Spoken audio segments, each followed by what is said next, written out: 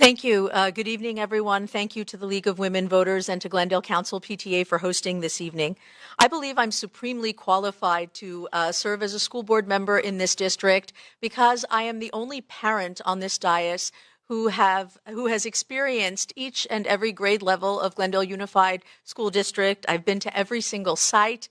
I served as a room mom in my capacity as a parent of an elementary school student at Valley View. I've been actively engaged as a PTA leader, a site council rep. I've been involved in all aspects of the community. In fact, I've hosted one of these debates, and so I'm very excited to give back to the community that allowed my son to thrive, and I'm excited to continue to serve in different capacities. I've collaborated with staff, administrators, teachers, and parents, and I've built relationships, long-standing ones, as a 3-decade resident of Glendale, and I'm very proud to be here with you this evening. Thank you.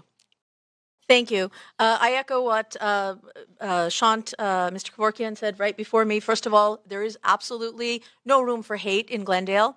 As we think about culturally relevant and inclusive education, I think that applies to all populations. Yes, right now everybody is zeroed in on the LGBTQ population, but we have to look at our immigrant populations, our English language learners, our Latino and African American students, our special needs students, and how they feel on the campuses. What are we doing to make sure that they feel safe and welcomed?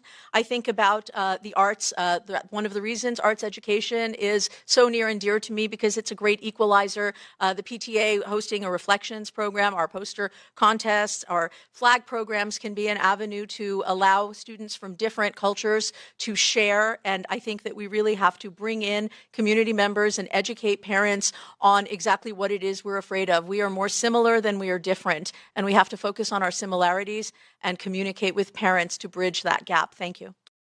Defending the rights, access, for all students of all ethnicities, all races, religions, gender identities, students with special needs, these are non-negotiable. I think that sometimes we can do better in explaining to parents what it is the role of a public school is and what those boundaries are. I think that there's a lot of misinformation in the community right now, and I think that we really need to redirect a lot of the energy that we're seeing into educating parents, into informing parents. As Mr. C said, by the time the curriculum comes to us from the state, it's already been vetted.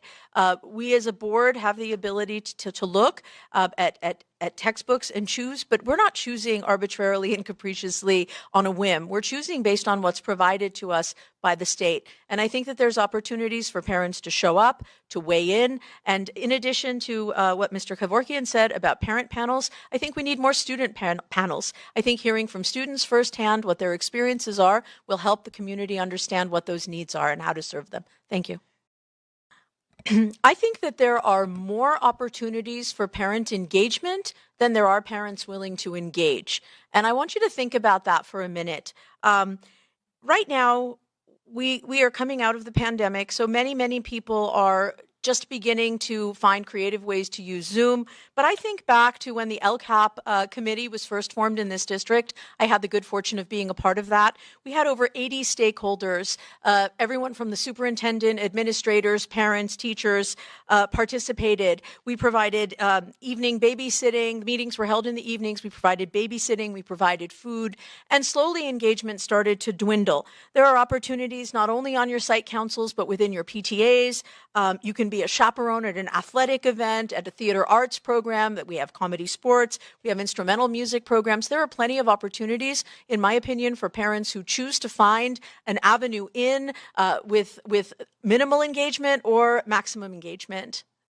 Healthy minds and healthy bodies equal happy people, and happy people, including happy kids, are successful kids. I think that in 2024, we don't have to only rely on staff and teachers to either interpret that a student is happy. We have mechanisms for self-reporting.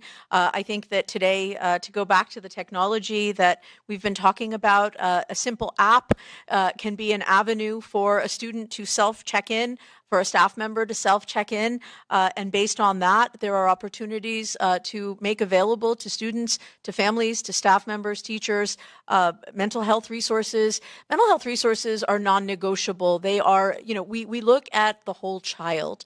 And I think that there could be some better educating of parents on what the role of a school district is. I've heard people say over and over, how about just teaching reading, writing, and arithmetic?